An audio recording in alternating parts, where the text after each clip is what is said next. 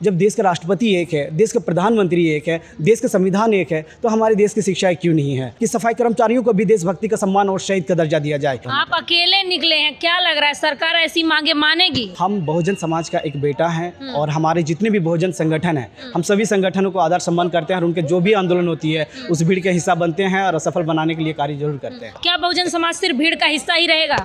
जी नहीं, आने वाले दिन शासक जरूर बनेंगे। आप कहाँ से पद यात्रा कर रहे हैं और आपका नाम क्या है? मेरा नाम है मनोज कुमार हाड़ी और हमने 3 सितंबर 2023 को जिला धनबाद झारखंड से दिल्ली जंतर मंतर तक मेरा पद यात्रा था, जो कि मैं पद यात्रा कल समाप्ति किया और कल मेरा धरना भी था।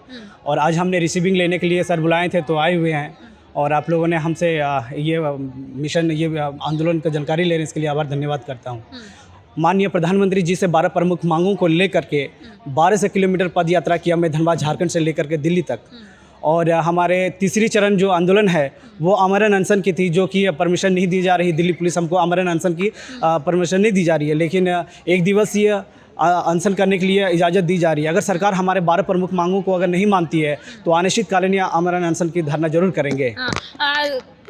मांगों की बात बाद में करेंगे, पहले आप ये बताइए कि ये नीला पगड़ी का मतलब क्या है? देखिए, नीला पगड़ी क्या है, ये नीला पगड़ी उसी से पूछिएगा कि जो पहनती है और जो पहनता है। और नीला पगड़ी हमारा शान है बाबा साहब का नाम पे, जय भीम वाले हैं। तो जब रास्ते में चल रहे थे तो कोई दिक्कत नहीं हुई कि ये नीले पगड़ी वाला ये जय भीम वाला है? नहीं, ऐसे कोई दिक्कत नहीं है, बीच बीच में हुई है, लेकिन उन लोगों का नज़रअंदाज करते हुए मैं अपने मिशन की ओर बढ़े हैं। क्या क्या दिक्कत हुई, खुल के बताइए। दिक्कत ये हुई थी कि जब मैं पद यात्रा करते हुए वहाँ आए तो डायरेक्टली हमारे विचार को कह रहे हैं कि आप नीले झंडे लेकर के क्यों चल रहे हैं। तो हम लोग क्यों नहीं चल सकते हैं, देश की आज़ादी है, सब चल सकता है, तो मैं क्यों नहीं चल सकता हूँ। इस तरह का बातें की जाती थी। और जो हमारे 12 प्रमुख जो मांगे हैं उस मांगों को लेकर के मैं आपको विस्तार रूप से बताने का प्रयास करेंगे। हमारी पहली मांग है कि भारत में संपूर्ण नशा को बैन किया जाए।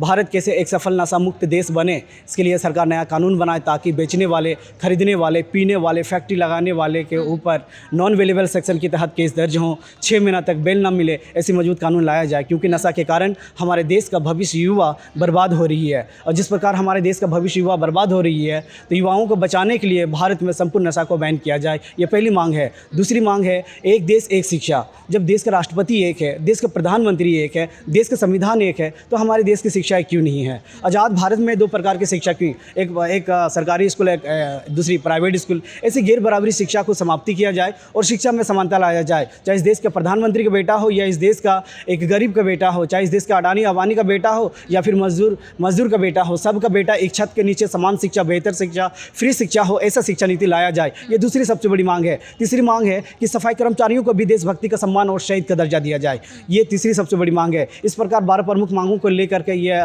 धरना हम 17 नवंबर को मैं यहाँ पर एक दिवसीय अनशन करेंगे। अगर सरकार हमारी मांगे अगर पूरी अगर नहीं करती है तो अनिश्चितकालीन हमारा अनशन की। आप अकेले निकले हैं, क्या लग रहा है सरकार ऐसी मांगे मानेगी? सरकार देखिए विचारधारा पे होती है या फिर भीड़ पे। अगर भीड़ पे होती तो बहुत बड़े पैमाने में चंद्रशेखर आज़ाद जी यहाँ पर हमारे भाई ने बहुत बड़ा आंदोलन किया था, लेकिन उनको अभी तक सुरक्षा नहीं दी गई है।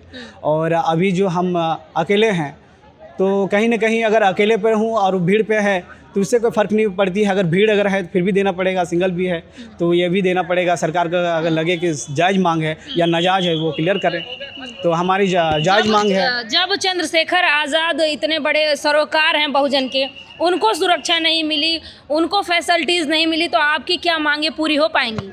देखिए, सरकार अगर देश का भविष्य, युवा जो है हमारे देश का भविष्य है, इस देश का प्रधानमंत्री की जिम्मेदारी बनती है कि इस देश का भविष्य युवा को नशा से मुक्त कराना, नशा से बचाना, जो कि देश का भविष्य है वो बचाना माननीय प्रधानमंत्री जी का काम है, जो कि युवा का वो बातें करते हैं, तो क्यों नहीं करेंगे।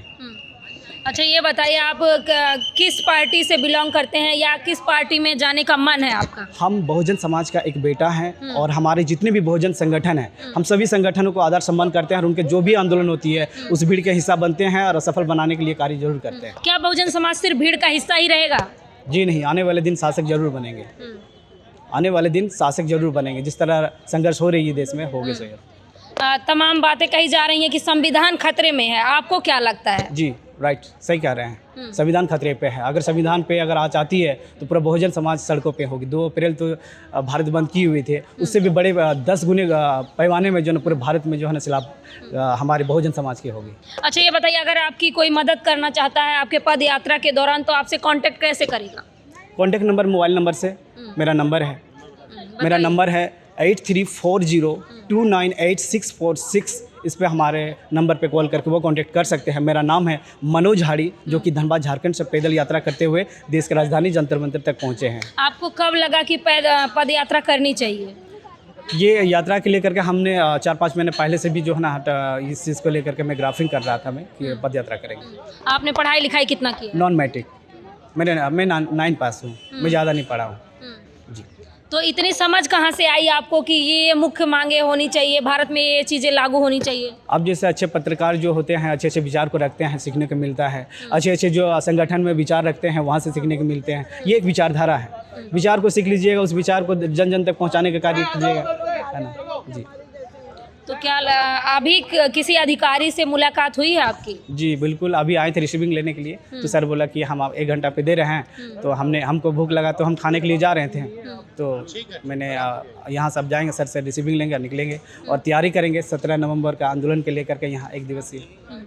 तो आप देख सकते हैं इनका 17 नवंबर को ये प्रदर्शन करेंगे और 12 मुख्य मांगे हैं इनकी, और इनका कहना है कि ऐसे ही जो नशा मुक्ति अभियान चलना चाहिए भारत में। युवा जो हैं वो नशा मुक्त होना चाहिए और सबको शिक्षा एक समान मिलनी चाहिए, चाहे वो प्रधानमंत्री का बेटा हो या गरीब का बेटा हो। इस खबर पे आपकी क्या राय है हमें कमेंट बॉक्स में ज़रूर बताएं। धन्यवाद।